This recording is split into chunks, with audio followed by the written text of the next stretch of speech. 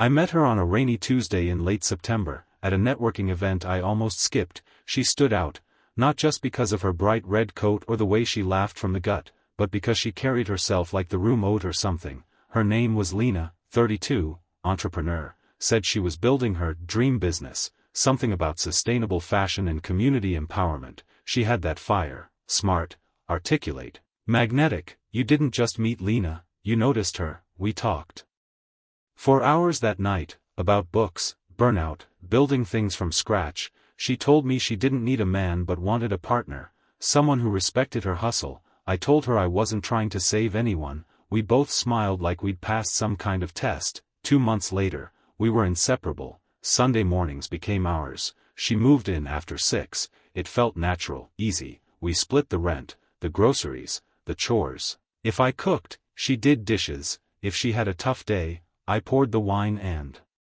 listened. I'd never felt so aligned with someone before. We even joked about writing a book one day, how two alphas make it work. Back then, we were a team, equals, and I truly believed we were building something together. I just didn't know yet what the foundation was really made of. It started small. She said she was tired more often, asked if I could handle dinner a few nights in a row. No problem.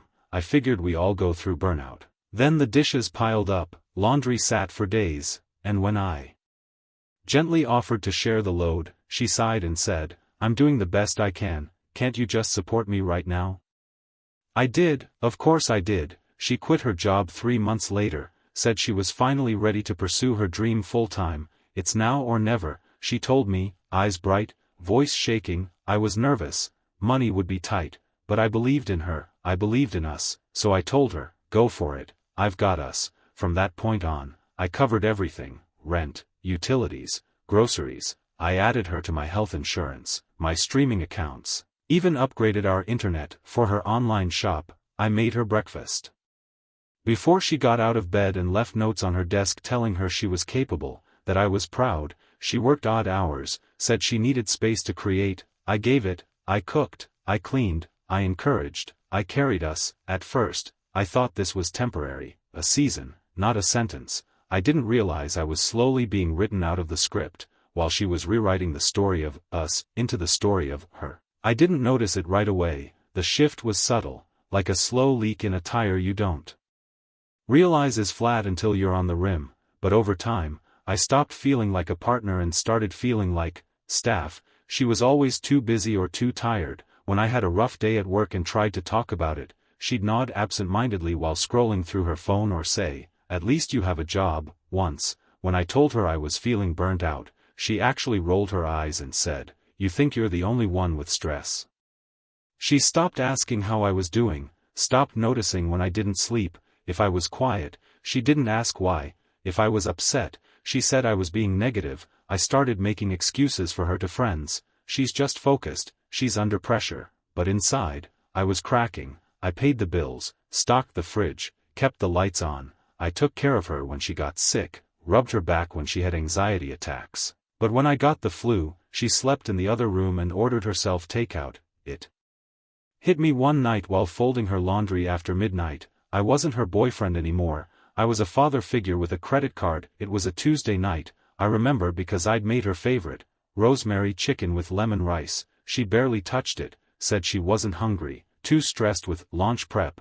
We sat across from each other, the silence thick. I asked if she wanted to talk. She sighed like I was bothering her. Then she put down her fork, looked straight at me, and said, "I don't need a man to survive. You know, if you walked out tomorrow, I'd be fine." She said it casually, like she was discussing the weather. I didn't argue, didn't flinch, just nodded, slowly, like I was filing it away, because in that moment, something inside me settled, not broke, just settled, like a puzzle clicking into place. After everything, years of holding her up, nights without sleep, being her emotional support, her financial cushion, her safety net, this was what she believed, that she didn't need me. So I made a quiet decision right then, while she scrolled her phone and the food went cold. All right, I thought, let's find out. I didn't make an announcement, I just stopped. No more picking up after her late-night snack runs, no more covering her half of the rent when she forgot again,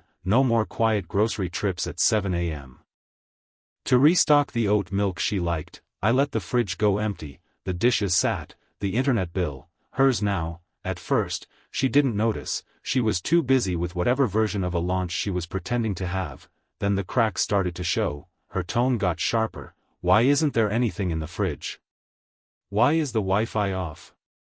You said you'd help with this invoice. I just shrug. I thought you'd be fine if I walked out tomorrow. That line shut her up the first time. The second time, it made her angry. She accused me of being spiteful, distant, selfish. I didn't argue. I didn't yell. I just looked at her the same way someone looks at a dying plant they've watered too long. I'm just taking your advice, I said, letting you survive without me. And the truth was, I was tired, not the kind of tired a nap could fix, the kind that settles in your bones when you've been giving to someone who only knows how to take. It hit me on a quiet Sunday morning. She was sitting on the couch, laptop open, surrounded by half-finished vision boards and untouched books on branding. I was standing in the doorway, watching her complain about how no one takes her seriously, while sipping the coffee I'd made, in the apartment I paid for, and I knew, she didn't want a partner.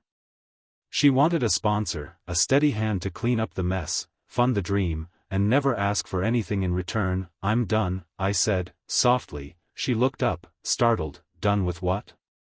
With this, with us. There was no fight, no shouting, just silence. I'll give you a month to find another place, I added. I'm not throwing you out, but I'm done living like this. She went through phases, disbelief, then charm, then promises. She started doing the dishes again, lit candles at dinner, even asked how my day was, but I'd already left. Emotionally, I was gone. I didn't hate her. I just couldn't carry a fantasy anymore. She wanted support without support, love without labor, presence without partnership, and I was finally choosing myself. The first week alone was quiet in a way that felt strange. No clinking keyboard at 2 a.m., no scattered takeout containers, no half-formed big ideas echoing through the living room, just silence and space. I cleaned the apartment top to bottom, not out of anger, but to reclaim it. I cooked for myself again, not just to feed someone else. I started running in the mornings, reading in the evenings, the things I used to love. I started loving again. It took time, healing always does. I didn't rush back into dating, but I went out more. Coffee with friends, music on Fridays. I remembered what it was like to laugh without having to explain myself. There's no grand revenge in this story, no dramatic twist, just a man who learned that being generous doesn't mean being expendable, that love, real love, is mutual effort, not a one-way street. She once told me she didn't need a man to survive, and I let her prove it, because love without reciprocity? That's not support, it's self-destruction.